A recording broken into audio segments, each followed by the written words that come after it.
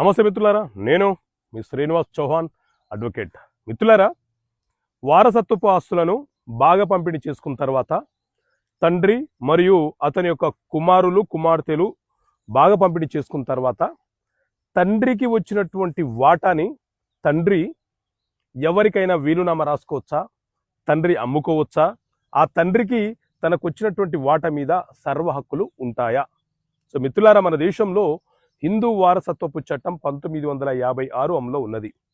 ఈ చట్టం ప్రకారంగా వారసత్వంగా వచ్చిన ఆస్తులు ఏవైతే ఉన్నాయో ఆ ఆస్తిలో ముందు తండ్రి, ఆ తర్వాత ఆ తండ్రికి జన్మించినటువంటి పిల్లలు, కూతురులు, కుమారులు వీళ్ళందరూ కూడా ఆస్తిని సమాన భాగ పంపిణీ చేసుకునే హక్కుని కలిగి ఉంటారు.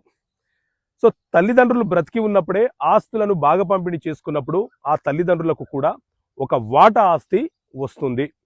ఆ వాటా ఆస్తి మీద పరిపూర్ణమైనటువంటి హక్కులు ఆ తల్లిదండ్రులకే ఉంటాయి. అంటే వారి వాటా మీద వారికే సర్వ హక్కులు ఉంటాయి. కాబట్టి వారు ఆ వాటాని సొంత ఆస్తిగా భావిస్తూ వారి అవసరాల కోసము, వారి పోషణ కోసము, వారి జీవన ఉపాధి కోసము వారు ఎవరికైనా అమ్ముకోవచ్చు, ఎవరికైనా తాకట్టు పెట్టవచ్చు, ఎవరికైనా వీలునామా రాయవచ్చు, గిఫ్ట్గా ఇచ్చుకునే హక్కు వాళ్ళకు ఉంటుంది. ఎందుకంటే వారి వాటా అది సెల్ఫ్ అక్వైర్డ్ ప్రాపర్టీగానే మారిపోయింది.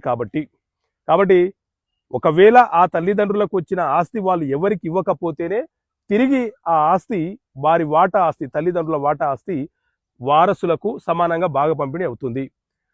తల్లిదండ్రులకు వచ్చిన వాటా మీద తిరిగి పిల్లలు తల్లిదండ్రులు బతికి ఉన్న సందర్భాలలో వారి ఆ వాటా మీద డిమాండ్ చేసే హక్కు వాళ్ళకు ఉండదు.